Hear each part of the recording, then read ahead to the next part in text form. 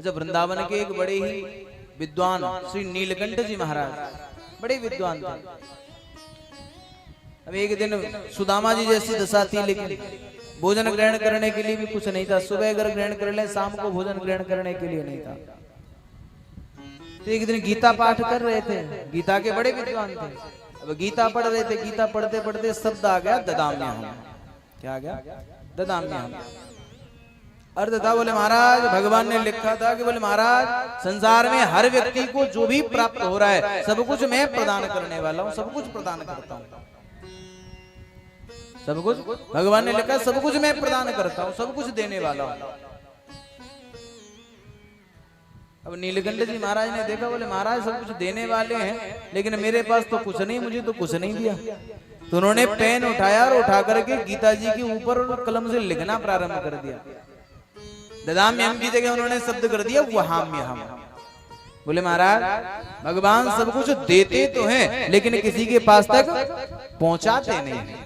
भगवान देते तो सब कुछ है, लेकिन पहुंचाते किसी के पास नहीं है। तो इतना लिख करके और चले गए। जो लौट करके चले गए तो इतने में मेरे गोविंद भगवान ने विचार किया, बोले जब अब लिखा है मैंने भागवत में, तो अपने कम से कम वाक्य को पूरा करने के लिए तो जाना चाहिए। तो मेरे गोविंद भगवान ने एक छोटा सा बालक का स्वरूप बनाया, और उस बालक के स्वरूप को बना करके आज गोविंद भगवान और एक हाथ में चावल की पोटली ले ली, एक हाथ में और मसाले मिर्ची इत्यादि, और एक हाथ में घी इत्यादि सब टांग करके और आज गुरुदेव के द्वार पर पहुंचे। अब तो जैसे ही और गुरुजी के द्वार पर जाकर के पहुंचे, गुरुजी तो घर में नहीं थे, केवल गुरु माता थी। ऐसे गुरु माता के पास में पहुंचे, गुरु माता ने और आकर के उस बालक को देखा, भगवान का मुखमंडल देखा तो मोहित हो गई। पूछने लगे, बोले बेटा तुम कौन हो, और ये इतना सारा वजन, इतना सारा भार तुम्हारे ऊपर किसने लाद दिया? तो मेरे गोविंद भगवान ने कहा, बोले किसी ने नहीं, गुरुदेव ने लाद दिया। तो मैया जो है, मैया ने और जैसे भगवान को देखा, सारी की सारी पोटलियां उतारना प्रारंभ कर दिया। भगवान से कहा, बोले अरे लाला आज तो अपने गुरुदेव को आने दे, आज मैं तेरे गुरुदेव को ही देखती हूँ। अब तो भगवान इतना सब कुछ कह करके, मैया आज गुरुदेव ने मुझे केवल ये आज गुरुजी ने मुझे डांटा भी है, गुरुजी ने मुझे मारा भी है, और मेरे मुख पर पेन भी चलाया है। इतना कह करके भगवान चले गए।